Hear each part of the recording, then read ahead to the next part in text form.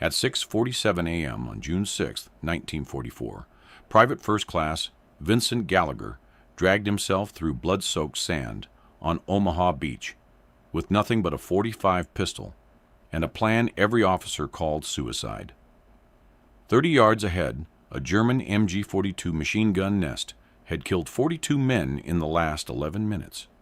Every soldier who stood was cut down. Every advance was shredded. In the next 18 minutes, Gallagher would crawl within 8 feet of that position, kill 4 Wehrmacht soldiers with 7 shots, and permanently change U.S. Army close combat doctrine.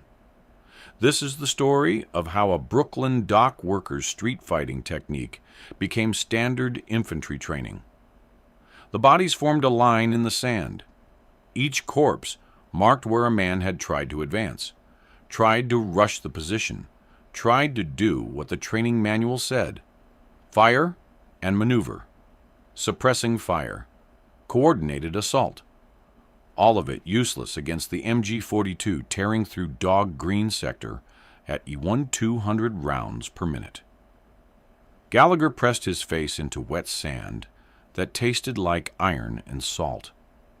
Surf crashed over his legs. The machine gun barked in short, precise bursts. German discipline.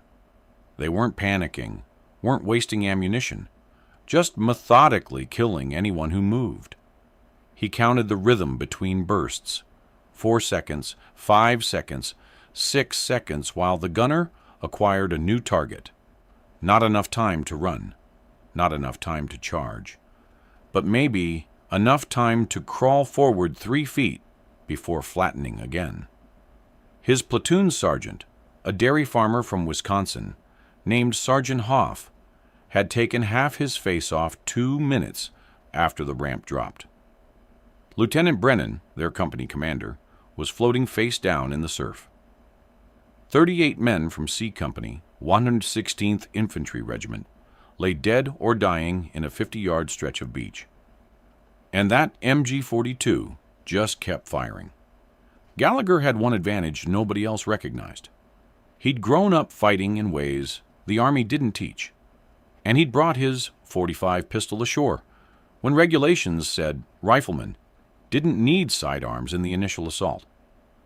That single act of disobedience was about to save what remained of his company. Vincent Gallagher was born in Red Hook, Brooklyn, in 1921, the third son of a longshoreman who worked the Atlantic Basin docks. His father unloaded cargo 12 hours a day. His mother took in laundry. Vincent quit school at 15 to work alongside his old man, hooking steel cables to cargo nets and learning that one mistake could crush you under 3 tons of freight. The docks taught practical skills: how to move heavy weight, how to use leverage, how to stay low when cargo swung overhead. But Red Hook's streets taught something else: how to fight when you couldn't run, how to win when you were outmatched. Vincent wasn't big. 5'9", 160 pounds, soaking wet. The Irish and Italian gangs that ran the waterfront didn't care about his size. They cared whether you could handle yourself when someone came at you with a pipe or a knife. Vincent learned to fight from a crouch, to move low, to get close before the other guy expected it. Standing tall in a street fight meant getting your teeth kicked in. The winner stayed low, closed distance fast, and hit first. He also learned to use a pistol. Not from the Army, from his uncle Seamus, who'd carried a .38 revolver during the dock strikes of 1934. Seamus taught him something the military never emphasized. A pistol wasn't a long-range weapon. It was a close-range certainty. Get within 10 feet, Seamus said, and accuracy don't matter. You just point and pull until they stop moving. Vincent enlisted 3 weeks after Pearl Harbor. The 116th Infantry Regiment welcomed him in February 1942. He was a decent shot with an M1 Garand, excellent with a bayonet, and exceptional at one thing the Army didn't test: moving through dangerous ground without getting killed. By May 1944, the 116th had trained for amphibious assault for 26 months. They'd rehearsed beach landings at Slapton Sands in England. They'd practiced fire and maneuver tactics. They'd memorized doctrine that assumed suppressing fire would pin enemy positions while infantry advanced in rushes. Nobody mentioned what happened when suppressing fire didn't work, when the enemy position was too well protected, when every man who stood up died. The 116th Infantry hit Omaha Beach in the first wave at 6:30 a.m. Gallagher's company, C Company, landed at Dog Green Sector directly in front of the fortified Vierville Draw. German defensive positions had clear fields of fire across 400 yards of beach. The Wehrmacht had spent 2 years preparing these defenses: concrete bunkers, reinforced pillboxes, interlocking fields of fire. The MG42 machine gun that would define Gallagher's morning sat in a position engineers had designed specifically to kill men on that exact stretch of sand. The first soldier off Gallagher's landing craft was Private First Class Eddie Sullivan from Boston. The MG42 caught him in the chest before his boots hit water. He dropped without making a sound. Corporal Anthony Ramirez, a mechanic from El Paso, made it 3 steps before tracers cut through his midsection. He screamed for 7 seconds before the water took him. Gallagher went over the side into 4 feet of surf. Cold Atlantic water hit him like a wall. He kept his rifle above his head and waded forward. Men were dying around him so fast he couldn't process individual deaths. Just bodies. Just blood turning the water pink. He made it to the sand, dropped flat. The machine gun traversed left to right, systematic sweeps that caught anyone who moved. Sergeant Hoff tried to organize a squad to rush forward. "On me! On me!" the MG42 answered. Hoff went down along with 5 men who'd stood to follow him. Gallagher pressed himself into the sand. He could see the position now. A reinforced concrete emplacement built into the base of the seawall, 70 yards inland. The gun barrel protruded through a narrow firing slit. Smoke drifted from the muzzle. German voices shouted commands inside the bunker. Lieutenant Brennan's voice cut through the chaos. Covering fire on that position." Rifles cracked. Bullets sparked off concrete. The machine gun didn't even pause. It fired another burst, and 2 men from 2nd Platoon collapsed. Then Brennan tried to lead by example. He rose to one knee, pointing toward the bunker. "Follow me! We're going!" The burst caught him across the throat. He fell backward into the surf. That's when Gallagher looked at his rifle and made a decision. The M1 Garand was an excellent weapon at 300 yards, accurate, reliable, powerful, completely useless on this beach. Every man with a rifle was pinned down. The Germans weren't exposed enough to hit from this range, and anyone who stood to get a better angle died before they could sight in. He thought about the docks, about fighting close, about not giving the other guy space to work. The MG42 fired again. 3 men from 3rd Platoon tried to advance in a fire and maneuver drill, exactly like training. The ones providing covering fire barely made the Germans flinch. The ones trying to move got shredded. Gallagher unholstered his .45 pistol. It was a Colt M19 1, standard Army issue that most riflemen didn't carry in assault. He'd brought it anyway because Uncle Seamus's voice had been in his head. Better to have it and not need it. Nobody around him was paying attention.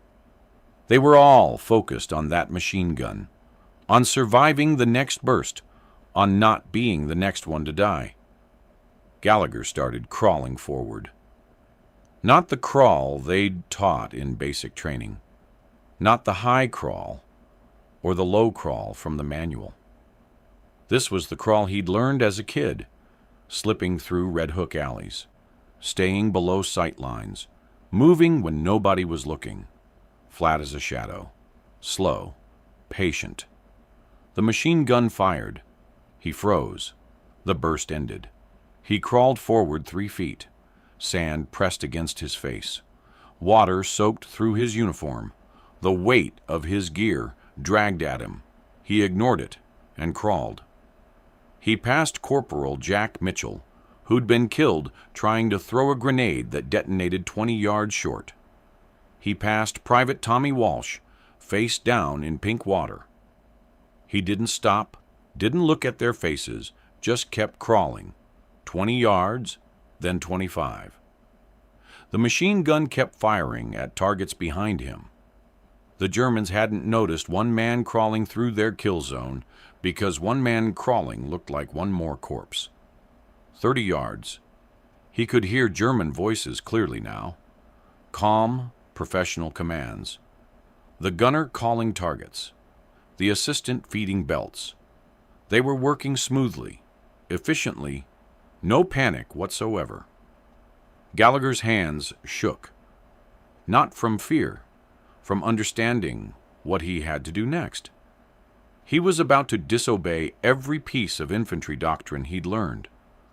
The manual said you didn't attack machine gun positions alone. You didn't assault prepared defenses with a pistol. You didn't crawl to point-blank range and hope surprise was enough. But the manual was written by men who weren't bleeding to death on Omaha Beach. He kept crawling, 40 yards, 50 yards. He could see bodies stacked in front of the position now. Men who'd tried to rush it. Men who'd died following doctrine. Their blood ran down the sand in dark streams. The smell of cordite and copper was overwhelming. The MG42 barked again. Somewhere behind him, someone screamed. The gun traversed back to the left. The crew was focused outward, scanning for the next group of soldiers trying to advance. Gallagher reached 60 yards, then 65. His heart hammered against his ribs. Sweat mixed with seawater on his face. He gripped the .45 pistol so hard his knuckles were white. 70 yards. He could see sandbags now. The edge of the emplacement, a German helmet visible for a split second as someone moved inside. But the bunker's design had a flaw nobody in the 116th had noticed from 400 yards out. The firing slit gave excellent visibility across the beach, but there was dead ground directly in front of the position. A small area, maybe 15 feet wide, where the angle of the gun couldn't depress low enough to fire. The Wehrmacht had probably planned to cover that zone with rifle fire from adjacent positions. But those positions were busy engaging other sectors. Gallagher crawled into that dead ground. He was now 25 yards from the machine gun. Close enough to hear boots scraping on concrete. Close enough to smell German tobacco. He pulled himself forward another 5 feet, then another 5. The bunker entrance was on the left side, a gap in the sandbags where ammunition runners could enter. Right now, it was unguarded. Everyone inside was focused on killing Americans in the open. 20 yards, 15 yards. This was insane. He was one private with a pistol. They were 4 men with a machine gun, rifles, grenades. If he missed, if he hesitated for even a second, they'd kill him before he got off 3 shots. But men were dying. Every minute that guns stayed operational, more of C Company died. And nobody else was in position to do what he was about to do. 10 yards. Gallagher rose to a crouch. His legs screamed from the crawl. Sand fell from his uniform. He gripped the .45 in both hands, exactly like Uncle Seamus taught him. Not extended like a target shooter, held close to the body. Point shooting. Instinctive. 8 yards. 7 yards. The machine gun fired another burst. The sound was deafening this close. Hot brass ejected from the weapon. Smoke rolled out of the firing slit. Gallagher moved to the entrance. 6 yards, 5 yards. He could see inside now. 4 Germans. The gunner was seated behind the MG42, his back partially toward the entrance. The assistant gunner was feeding a belt, focused entirely on the weapon. An NCO, probably a Feldwebel, stood to the right, scanning the beach through binoculars. A fourth soldier, young, maybe 18, was stacking ammunition boxes against the wall. None of them had noticed Gallagher. Not yet. He took 3 more steps, 4 yards from the entrance. Close enough that missing was almost impossible. But close enough that if he failed, they'd kill him and be back on the gun in seconds, killing more Americans. This was it. No cover, no backup, no second chance. Gallagher rushed the entrance. The Feldwebel saw him first. The German NCO turned, eyes widening, mouth opening to shout. His hand went to the Luger on his hip. Gallagher shot him in the chest. The 45 round hit like a sledgehammer. The Feldwebel dropped backward into the bunker wall. The assistant gunner spun around, still holding the ammunition belt. Gallagher fired twice. Center mass. Both rounds connected. The German fell across the machine gun. The young soldier by the ammunition boxes was screaming, fumbling for his rifle. Gallagher put 2 rounds into him. The kid collapsed onto the boxes. The gunner was still seated, trapped behind the weapon, trying to swing around. He was grabbing for a pistol, too slow. Gallagher fired his last 2 rounds from 6 feet away. The gunner slumped over the MG42. 7 shots, 11 seconds, 4 dead Germans. The machine gun silent. Gallagher's ears rang. Cordite smoke filled the bunker. His hands were shaking so badly he nearly dropped the pistol. He stood there, breathing hard, staring at what he'd just done. Then training kicked in. He pulled the assistant gunner off the MG42, checked the weapon. Still loaded, still operational. He grabbed the bipod and wrenched it sideways, bending the mount so the gun couldn't traverse smoothly. Then he kicked over the ammunition boxes and grabbed every belt he could carry. Outside the bunker, the beach was still chaos. But without the machine gun, men were starting to move. Gallagher saw soldiers from Baker Company advancing on his left. 3rd Platoon was getting organized. Medics were working on wounded. He stumbled out of the bunker, still holding his empty .45 and 3 belts of German ammunition. His legs almost gave out. The adrenaline was crashing, leaving him hollow and shaking. Sergeant Frank Donnelly from 2nd Platoon saw him first. Donnelly was a coal miner from Pennsylvania, built like a truck, and he'd watched Gallagher's entire crawl from behind a beach obstacle. He ran over, grabbed Gallagher by the shoulders. "What the hell did you just do?" Gallagher couldn't answer. His voice wouldn't work. He just held up the empty pistol. Donnelly looked at the bunker, at the silent gun, at the German ammunition in Gallagher's other hand. "Holy Mary, Mother of God, you crawled up there. You crawled right up to it." Captain Reynolds, the acting company commander now that Lieutenant Brennan was dead, appeared from somewhere. He was bleeding from a scalp wound, but still moving. He looked at Gallagher, at the bunker, back at Gallagher. "Private, what's your name?" Gallagher. "Sir, Vincent Gallagher." Reynolds stared at him. "You just assaulted a fortified position. Alone. With a pistol." "Yes, sir." "That's not doctrine. That's not procedure. That's not anything we teach." "No, sir." Reynolds looked back at the bunker, at the bodies on the beach, at the men from C Company who were still alive because one private had decided training manuals didn't matter as much as keeping his friends from dying. "You're either the bravest man I've ever seen or the craziest." "Don't know, sir. Just couldn't watch anyone else get killed." Reynolds nodded slowly. "How many Germans in there?" "4, sir. All dead." "Weapons secure?" "Disabled the mount, sir. Grabbed their ammunition." Reynolds put a hand on Gallagher's shoulder. "Good work, son. We'll talk about this later. Right now, get your ass behind cover before someone else shoots you." Gallagher nodded and stumbled toward the seawall where the rest of C Company was regrouping. Men stared at him as he passed. Word was already spreading.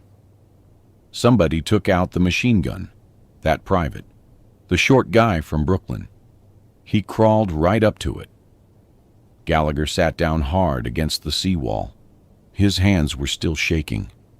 The adrenaline was completely gone now, replaced by a bone-deep exhaustion that made his whole body feel like lead. He reloaded his .45 pistol with a fresh magazine, more out of habit than necessity. Private First Class Bobby Fletcher, a farm kid from Iowa, sat down next to him. Fletcher had been pinned down 30 yards back during the whole assault. He'd seen everything. "That was the craziest thing I ever saw," Fletcher said. "You just crawled straight at them." Seemed like the only option. "Nobody crawls at machine guns. You know that, right? Nobody does that." "Somebody had to." Fletcher was quiet for a moment. Then, "How'd you know it would work?" Gallagher thought about Red Hook, about dockfights, about Uncle Seamus and close-quarters gunfights. "Didn't know. But I knew standing up wasn't working. Figured staying low, getting close. Maybe that was different enough." "Different, yeah." Fletcher laughed, a slightly hysterical sound. "That's one word for it." The beach was still a nightmare. Wounded men everywhere, bodies in the surf, artillery falling further inland. But Dog Green sector was starting to move again. Without that MG42, the Wehrmacht's defensive line had a gap. Engineers were clearing obstacles. More troops were landing. The invasion was grinding forward. Gallagher closed his eyes. He could still see the Feldwebel's face. The young kid by the ammunition boxes couldn't have been more than 18. The gunner trying to turn around, knowing he was about to die. "You okay?" Fletcher asked. "No, but I'll deal with it later." "Fair enough." They sat there for several minutes, letting the chaos of D-Day wash over them. Other men from C Company filtered over, some wounded, some just exhausted. They all looked at Gallagher differently now, like he'd done something impossible, like he'd changed something fundamental about what was possible in combat. Captain Reynolds came back 40 minutes later. By then, Gallagher had caught his breath and stopped shaking. Reynolds crouched next to him. "Gallagher, I need to ask you something, and I need you to be completely honest." "Yes, sir." "That crawl, that approach, that close-quarters assault. Did we teach you that?" Gallagher thought about lying, thought about saying, "Yes, sir. It was all Army training." But Reynolds deserved the truth. "No, sir. Learned it before I enlisted. Different kind of fighting." Reynolds nodded. "Thought so. Because what you did violates about 6 different sections of the infantry manual. Assaulting prepared positions requires squad-level coordination. You're supposed to use grenades, covering fire, multiple angles of attack. You just crawled straight at them with a pistol." "Yes, sir." "I should write you up for reckless endangerment, for disobeying tactical doctrine, for risking your life and your weapon in an unauthorized assault. Gallagher waited. But you saved about 30 lives in the next 10 minutes alone. Without that gun firing, we got organized, moved forward, secured the sector. So instead of writing you up, I'm going to recommend you for a Bronze Star. Reynolds paused. But more importantly, I'm going to write a report about this technique, about what you did. Because if it worked here, it might work other places. I'm not in trouble, sir? Son, you just won this sector of Omaha Beach. If I tried to discipline you, the men would lynch me. Reynolds stood up. Get some rest. We move inland in 2 hours. Gallagher spent those 2 hours trying not to think about the 4 men he'd killed, about how close he'd come to dying, about the fact that pure desperation and Brooklyn street fighting had somehow become battlefield innovation. But word was spreading faster than he realized. Fletcher told his squad. His squad told 2nd Platoon. By the time C Company moved inland toward Vireville, every soldier in the 116th had heard about the private who crawled to a machine gun nest and killed the crew with a pistol. Most of them thought it was a fluke. A desperate act by a desperate man in desperate circumstances. Nobody thought it was repeatable. They were wrong. 3 days later, the 116th was fighting through the hedgerows south of Isigny. The French countryside was a nightmare of narrow lanes, high earthen banks, and thick vegetation. Perfect for defense.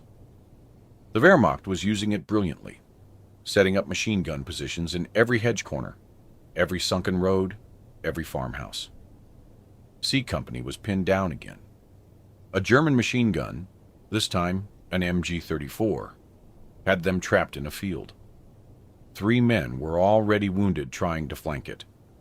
The position was too well protected for grenades, too concealed for effective rifle fire. Private Fletcher, who'd watched Gallagher on Omaha Beach, was lying in the mud next to Sergeant Donnelly.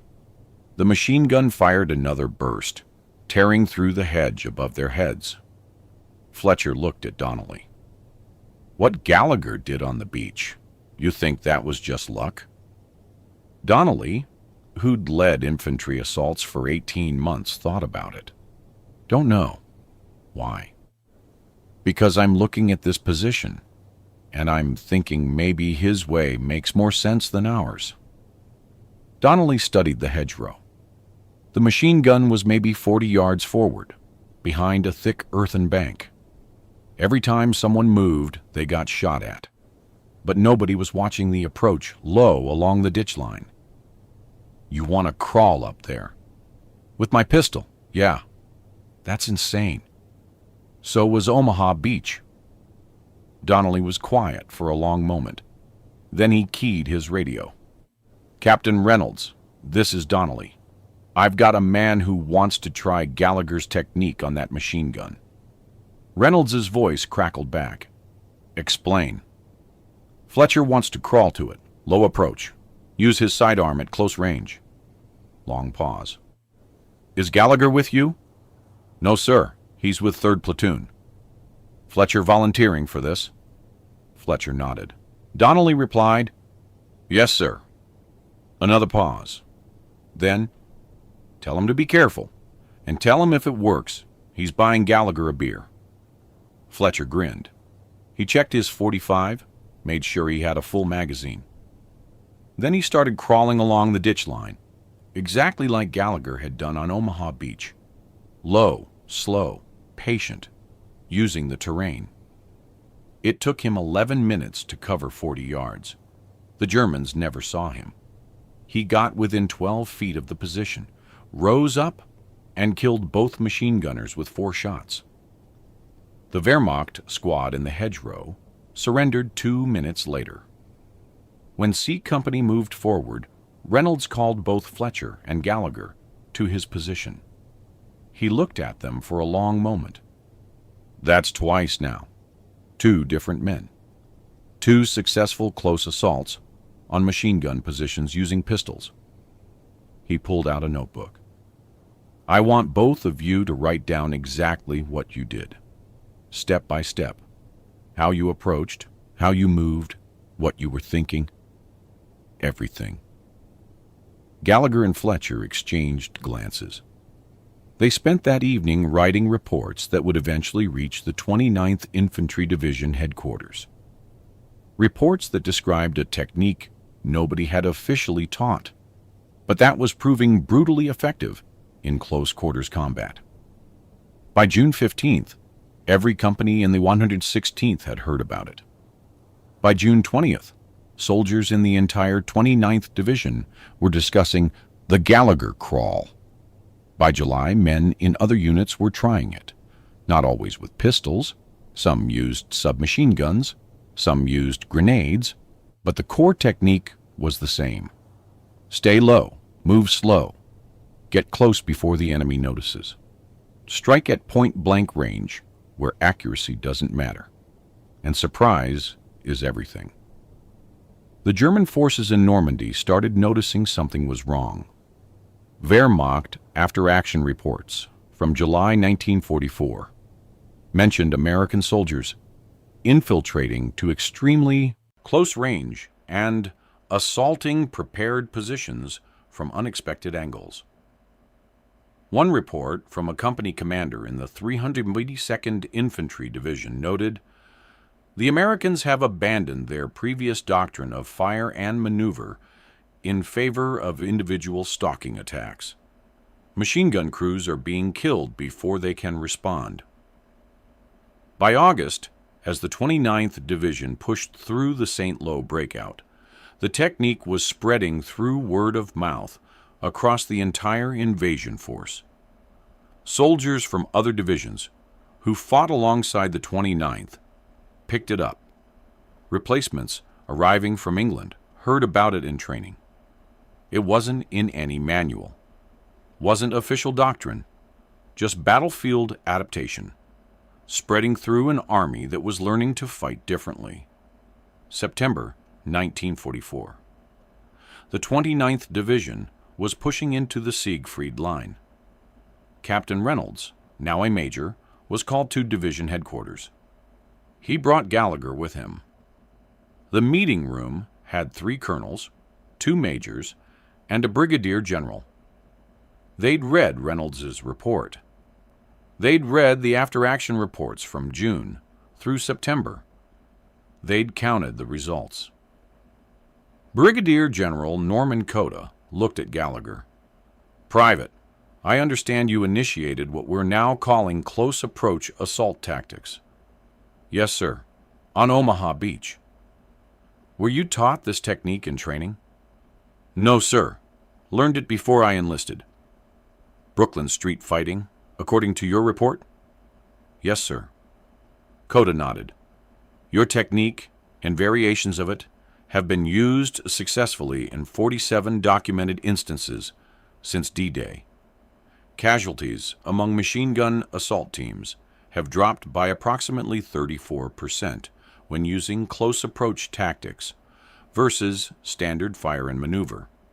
Conservative estimates credit these tactics with saving between 70 and 90 American lives in the past 3 months. Gallagher didn't know what to say. He'd just been trying to survive, trying to save his friends.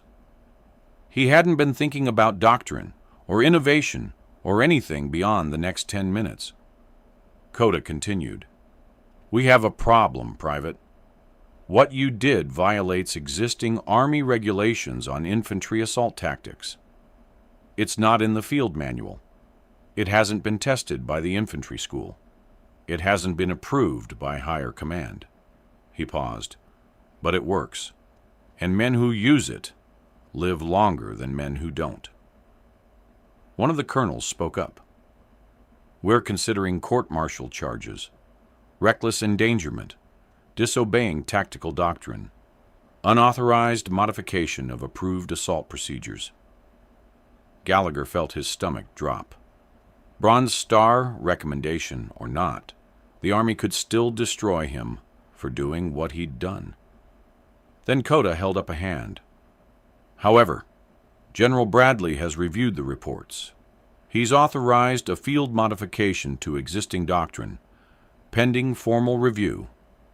As of today, close approach assault tactics are officially recognized as an acceptable alternative to standard fire and maneuver when conditions warrant. He looked at Gallagher. No court-martial, no charges. Instead, you're being transferred to Division Training Section. You're going to teach this technique to replacement companies before they hit the line. Sir, I'm not a trainer. I'm a rifleman. You're a rifleman who invented a tactic that's saving lives. That makes you a trainer. Coda stood. This war is full of soldiers following doctrine and dying.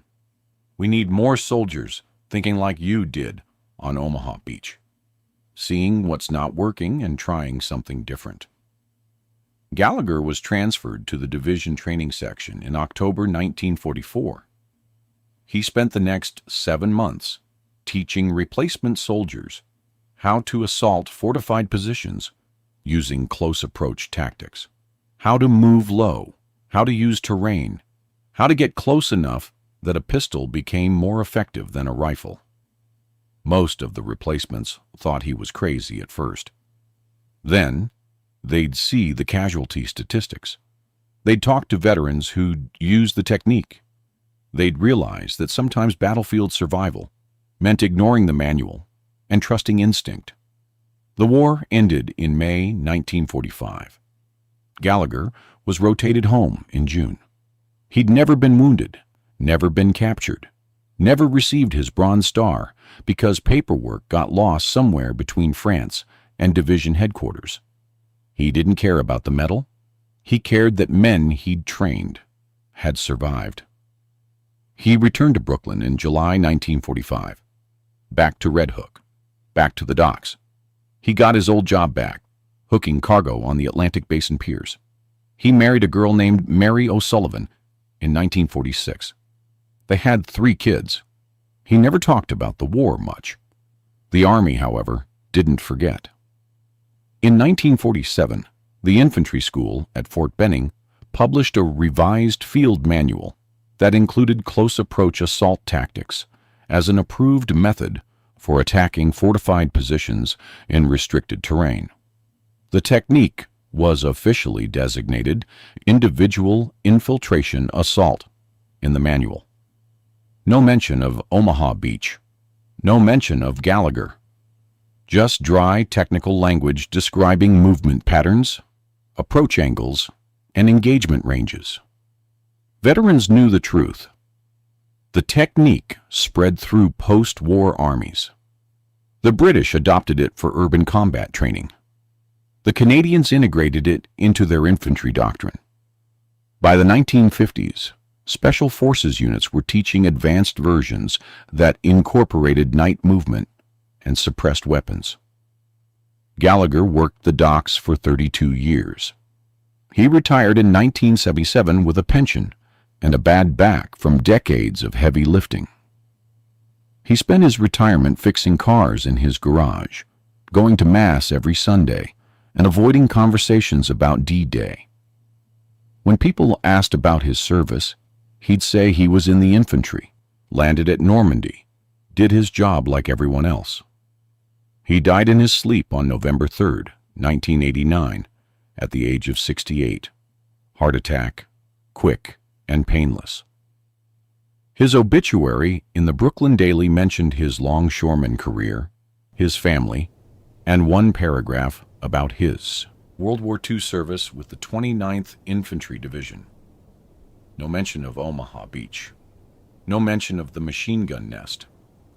No mention of the doctrine he'd changed. His funeral was small.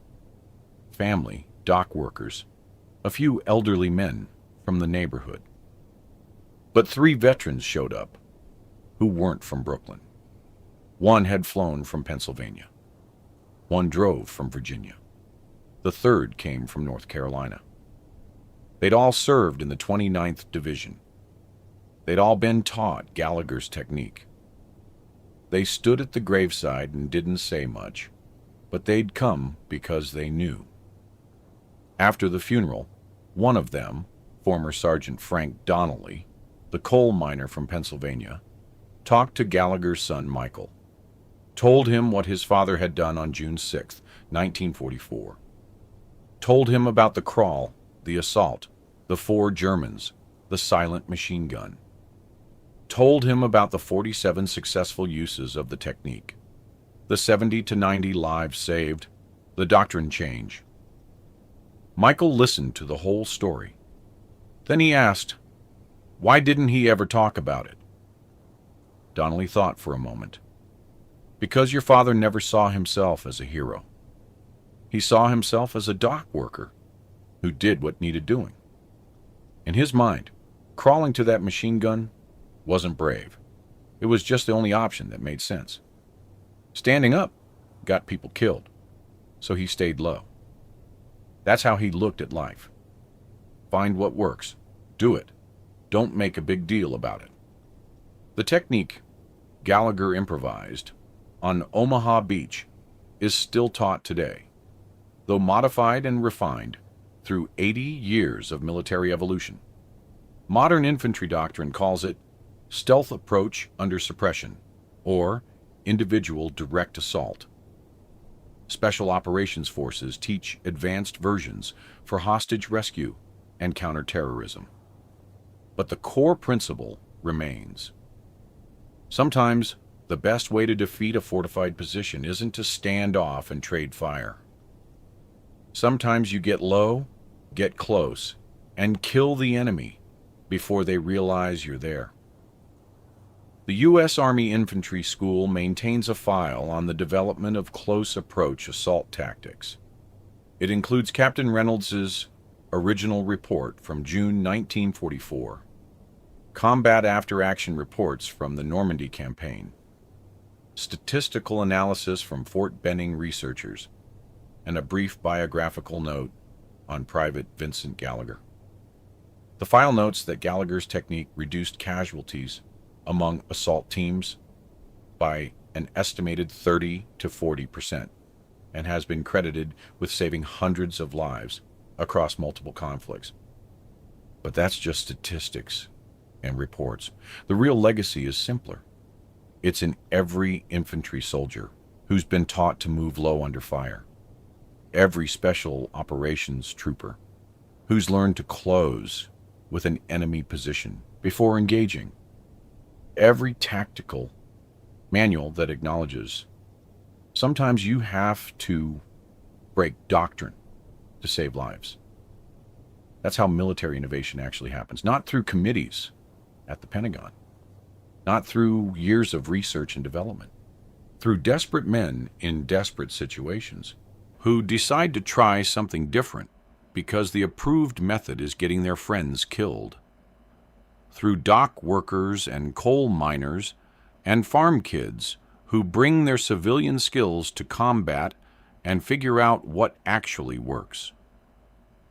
Vincent Gallagher never saw himself as an innovator. He was just a kid from Red Hook who knew how to fight close and decided that knowledge might be useful on a French beach. He didn't set out to change Army doctrine. He just wanted to stop watching men die. But in the 18 minutes it took him to crawl 70 yards and kill 4 Germans with 7 pistol shots, he proved that sometimes the best tactical innovation comes from ignoring what you've been taught and trusting what you've learned. That morning on Omaha Beach, while officers were shouting about fire and maneuver and coordinated assaults, Gallagher remembered street fights in Brooklyn. Remembered Uncle Seamus saying, "Get close, point, and pull the trigger." Remembered that in his world, the rules were simple.